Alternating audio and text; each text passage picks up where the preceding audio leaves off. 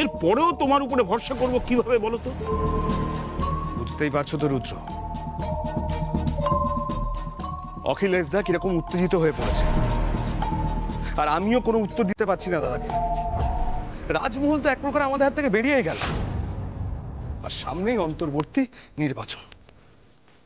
যদি কিছু মনে না করেন স্যার, আমি ছোট মুখে একটা বড় কথা বলছি। আমি এতদিন একখানা আঞ্চলিক দলের সদস্য ছিলাম, এমএলএও ছিলাম। আর এমএলএর ভিড়ে আপনি হয়তো আলাদাভাবে আমাকে কখনো লক্ষ্য করেন, কিন্তু স্যার রাজনীতির তো একটা পার্ট আমিও পড়েছি। নির্বাচনে জিততে গেলে আপনাদের আশাকরি চৌধুরীর সমর্থকদের দলে টানতে হবে, কারণ রাজমহল বরাবরই একজন ব্যক্তির ম্যাজিক প্রভাবে চলে। আশাকরি চৌধুরী আপনাদের দলে ছিলেন বলে আপনারা ভোট পেতেন। ফ্র্যাঙ্কলি স্পিকিং স্যার, শাসক দলকে তো আর সাধারণ মানুষ চেনে না, তারা জানেও না। এখন যদি ফুলকি দাসকে নির্বাচনে আপনাদের হারাতেই হয়, তাহলে আশাকরি চৌধুরীর ক্যারিশমা, তার সাথে যেটা হয়েছে সেটা যে অন্যায়, এই সমস্তগুলো জনগণকে খাওয়াতে হবে। আপনারা সেই বিষয়ে কিছুই ভাবছেন না, বারবার আমার ব্যর্থতাকে বড় করে দেখাচ্ছেন। আসলে মুশকিলটা কি জানেন স্যার? আপনারা জানেনই না আপনারা কার সাথে লড়ছেন। মেয়েটার নাম ফুলকি দাস। একটা ফুলকি গোটা জঙ্গলে আগুন লাগিয়ে দিতে পারে, জানেন তো স্যার? ও হচ্ছে সেই মেয়েটা। তাহলে তুমি কি করতে বলছো রুদ্র? এই রাজমহল এলাকার অন্তর্বর্তী নির্বাচনে আমাদের দল জিতবে কি করে? স্যার আশাকরি চৌধুরীর ছোট ছেলে ইন্দ্রনারায়ণ চৌধুরী, তাকে প্রার্থী করুন। না, আমি বড় ছেলের কথা এই জন্যই বলছি না যে ও ফুলকির সমর্থক স্যার।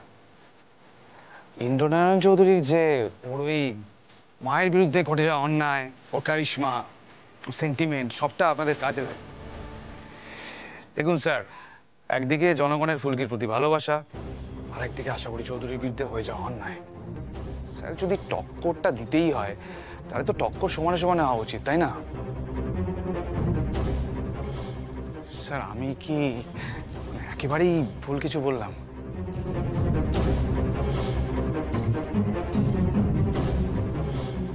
দুর্জয়, ইন্দ্রনারায়ণ চৌধুরী এক্ষুনি যোগাযোগ করো, নির্বাচনে আমরা ওকেই প্রার্থী করব। তুমি ওকে সাহায্য করবে। স্যার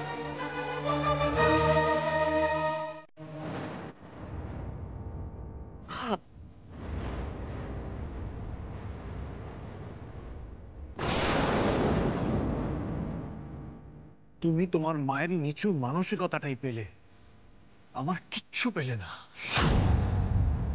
ফুলকির কাছে ক্ষমা চাও, ক্ষমা চাও বলছি।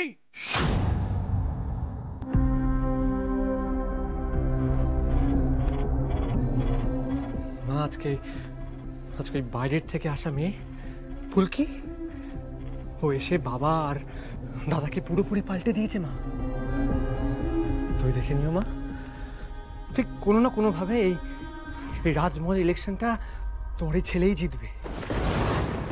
এই রাজমহলে শুধু তোমার রাজত্ব চলবে মা। আর এই বাইরের নিয়ে ফুলকিটা, ওকে আমি জিততে দেব না। বড় বড় কথা, হ্যাঁ, যে ও নাকি আমার বোন। আরে বোনের মতন কোন কাজটা করেছো? করেনি তো কোনো কাজ। রাজমহল এস্টেটের ছোট রানীমাকে তার উপযুক্ত জায়গায় কেমন লাগছে? যদিও বা এই কাজ করেই থাকে, কিন্তু বাবা আর দাদা আগে যেমন দেখতে এসে তেমনই, চোখের দেখাটাই সব। মানে কি হেয়ালি করছে বলো তো? দেখো, আমার কিন্তু মুড এমনিতেই ভালো নেই। হ্যাঁ, কি চাও? আচ্ছা আমার ক্লিয়ারলি বলো তো, যে ফুলকি দাস তোমায় পাঠিয়েছে, তাই তো? হ্যাঁ, কি চাই? আমার গোপন ছবি চাই, এটাই তোমার মতলব, তাই তো? আমি কোনো মতলবে আসিনি ছোট কুমার, শুধু নিজের পরিচয়টা তোমাকে জানাতে এসেছি। পরিচয় আবার নতুন করে তুমি কি দেবে? আমার নাম অভিরূপ সামন্ত। হ্যাঁ, এই কথাটা ঠিক যে এককালে আমি ছোট রানীর বিরুদ্ধে অনেক গলা টলা তুলেছি, কিন্তু আমার সেই ভাবমূর্তিটা আছে বলেই আজ আমি বন্ধু সেজে ফুলকির শত্রুর কাজগুলো করছি। ইন্দ্রনারায়ণ, না আমি বিশ্বাস করি না। আমি শিওর এইটা ফুলকির পাতা কোনো ফাঁদ। আমি জানি তুমি আমার সাথে এভাবেই থাকবে আর আমার লেজুর হবে, তারপরে আমার কোনো গোপন তথ্য বাইরে ফাঁস করে দেবে, তারপর আমাকে তুমি ব্ল্যাকমেল করবে। হ্যাঁ, এটাই তোমার আসল এজেন্ডা, তাই তো? শোনো, তোমাদের ওই ফুলকি দাসকে আমি চিনে গেছি। হ্যাঁ, আর তোমাকে আমি বুঝতে পেরে গেছি। কি চাইছো? টাকা চাইছো? টাকা আমি দেব না। আমি তোমাদেরকে 1 কানা কোটি টাকা দিতে পারবো না। আমি কিচ্ছু চাই না, বিশ্বাস করো। আমি তোমার বন্ধু, আমি তোমার ওই কাজ করবো। তোমার যদি বিশ্বাস না হয়, তুমি ওই শাসক দলের দুর্জয় বাবু ফোন করে দেখে নাও। বড় ফোন করো। এই যে তোমাকে রাজমহলে প্রার্থী হিসেবে দাঁড় করানো, এই প্রস্তাবটা কার ছিল? আমার, অভিরূপ সামন্তের। তোমার বিশ্বাস না হলে তুমি শাসক দলে ফোন করে জিজ্ঞেস করে নিতে পারো। এর কারণ হচ্ছে আমার শাসক দলের থেকে কিছু প্রয়োজন, যেটা আমি বিরোধী দল সুনন্দা সমাজপতির দল থেকে পাবো না। আমার কোনো লাভ হবে না।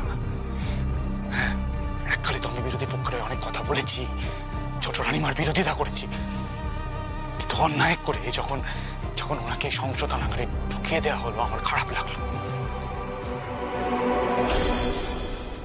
আমি এটা মানতে পারলাম না, আমার অসুবিধে হলো। এরা তো তাহলে ঠিক না।